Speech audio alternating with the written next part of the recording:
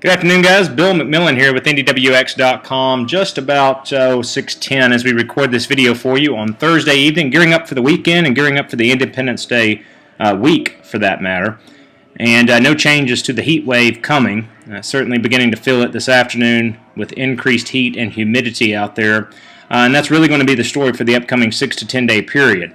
But the majority of this video, we want to discuss what lies ahead thereafter. There's no denying the heat and humidity will claim headlines in the short term.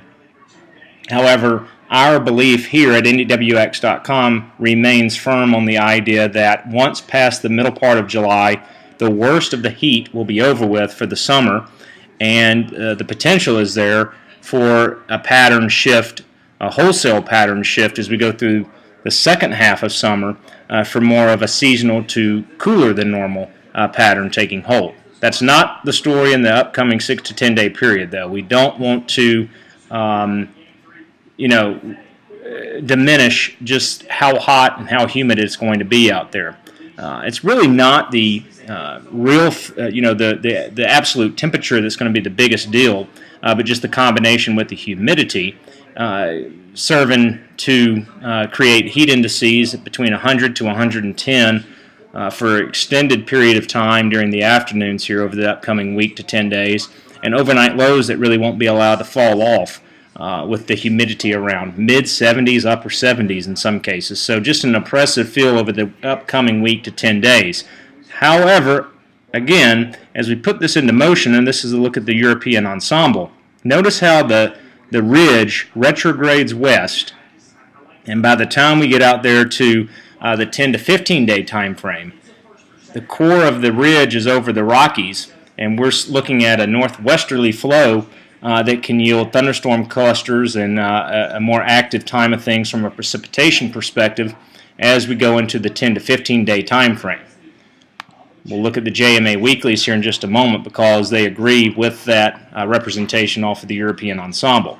Again, the big story, though, in the short term is the heat and is the humidity. And yes, we can expect some isolated to widely scattered coverage of thunderstorms during the afternoon and evening hours over the weekend as little impulses of energy kind of rotate across the Ohio Valley. But for the most part, expect a rather dry pattern taking hold here. Again, certainly some cooling relief from thunderstorms is possible at times, but widespread rain of significance isn't expected through the short term. Now, this is a look at the JMA Weeklies, and initially for week one, they're in agreement with all the other model data with the warmth across the east. However, as we zoom this out, I want to take you into week two. Notice how they're very similar to the European ensemble, backing this ridge west and putting the Ohio Valley, the Midwest, into a more active northwesterly flow.